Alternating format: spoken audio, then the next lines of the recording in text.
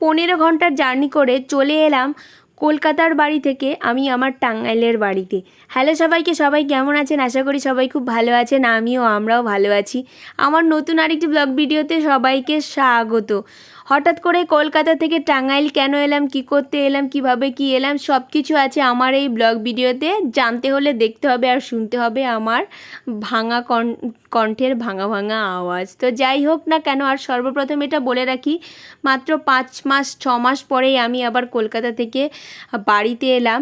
এটা বলা যায় আমার শ্বশুর শাশুড়ির উদার মন এবং কি খুবই ভালো মনের মানসিকতার পরিচয়, যে হ্যাঁ, আমার এক কথা বলাতে আমাকে আমার শ্বশুরবাড়ি থেকে বাবার বাড়িতে আসতে দেয়, কোনো কষ্ট বা কোনো কিছু বুঝতে দেয় না। তো যাই হোক না কেন, রাত বাজে 2টো, 16 তারিখ। মামুনিকে নমো করে ব্যাগ পেট্রা নিয়ে বাবিন সাথে বর্মশাইকে নিয়ে চলে যাচ্ছি ওলা করে শিয়ালদা স্টেশনে। মামুনি বারান্দায় দাঁড়িয়েছিল, টাটা করে নিলাম। মায়ের চোখ মায়ের মন যত দূর দেখতে পায় দেখবেই তারা। মনে ছিল অনেকটা খুশি আনন্দ, আবার কিছুটা বিষণ্ণতা দুঃখ।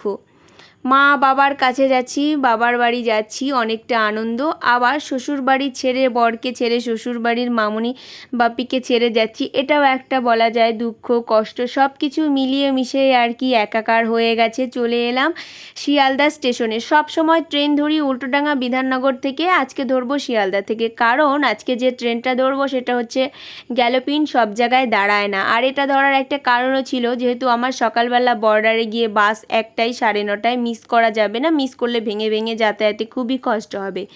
এই জন্য রাত 2টোর সময় বেরিয়ে ওলা করে শিয়ালদা স্টেশনে এসে শিয়ালদা থেকে বনগাঁ গ্যালোপিনটা ধরে নিয়ে যাচ্ছি হচ্ছে বনগাঁ স্টেশনে। তখন রাত বাজে 3টে, 3:30, পৌঁছে যাব আমরা 4:57-র মধ্যে বনগাঁ স্টেশনে দুজনে মিলে।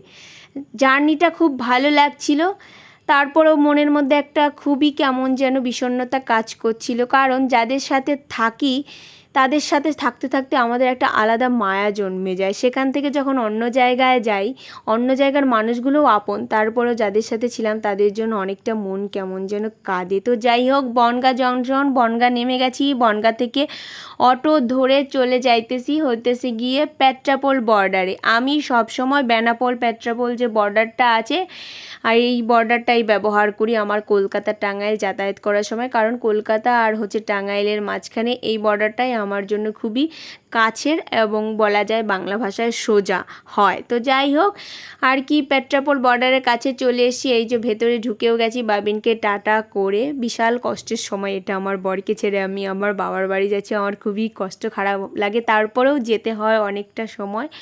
তো যাই হোক, ইমিগ্রেশনের ভেতরে আমার যত যাবতীয় যা কাজ ছিল সেগুলো আমি সেরে নিয়ে চলে এলাম। এই যে এটা হচ্ছে বেনাপোল বর্ডার, আগের ওইটা ছিল পেট্রাপোল।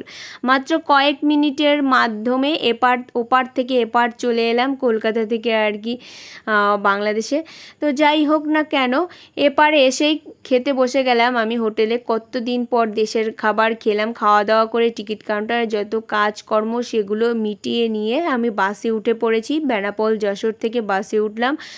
আর কি, আমার যে জার্নিটা সেটা যখন আমি আমার ওই কলকাতার বাড়ি থেকে বর্ডারে আসি ততটা কষ্ট হয় না, তার থেকেও বেশি কষ্ট হয় যখন আমি যশোর থেকে এই টাঙ্গাইলটা আসি। এত লং জার্নি, সকাল 9:30টায় বাসে উঠি আমি যমুনা সেতু আর কি স্টেশনে নামতে নামতে তখন বিকেল 5টা বেজে দেয়। অতক্ষণ একটানা বাসে বসে থাকা, গরমে রোদে, কি যে একটা কষ্ট বলে বোঝাতে পারবো না।